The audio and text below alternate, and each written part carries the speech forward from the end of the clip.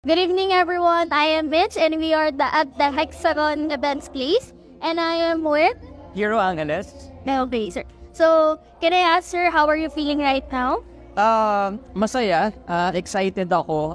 Kahit natanggap ko na yung award ko, excited pa rin ako kasi sobrang daming magagaling na performers at mga personalities na nakikita ko dito sa venue na ito, sa event na ito. Thank you, sir. I'm happy to know na kayo po ay napakasaya para sa inyong award po. Congratulations. Thank you very much. And my second question, sir, can you share to our viewers what is your secret to your success? Secret to success. Actually, mahirap sagutin ang tanong na yan secret to success. Kasi malalaman mo lang yung success ng mga bawat bagay na gawin mo. Simple man yan or sobrang bigat na pinaghirapan mo.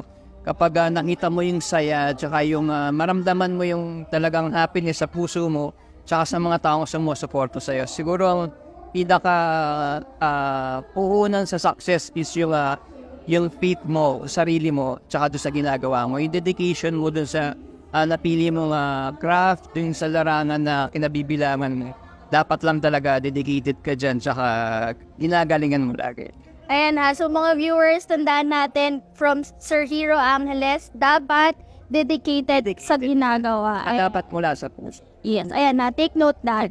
At sir, last question, what sets Philippine Finest Business Award from different award giving fund? Can you share us? Yeah, sure. Una sa lahat, happy naman ako na mapabilang ako sa lahat ng mga na-attendan kong mga award giving bodies this past few years. At isa yung Philippines Finest Business Awards. Talagang natutuwa ako doon sa pag-organize nila kasi months yung preparation nung nalaman ko ito at sobrang natutuwa ako doon sa coordination. Even Sir Nero, nakakausap ko siya personally, nakaka-chat ko siya. Very hands-on, pinibigay niya sa akin yung mga detalye. Tapos sinishare niya sa akin yung mga nagiging interviews, yung mga kusang media nilalabas yung promotions ditong event na ito. So natutuwa ako dun sa coordination, yung number one yun. Tapos iba mararamdaman mo yung kumbaga parang hindi yung connection, hindi siya basta awards night. Parang mararamdaman mo yung kabibilangan mo, ito yung family. Another family mo to check this too.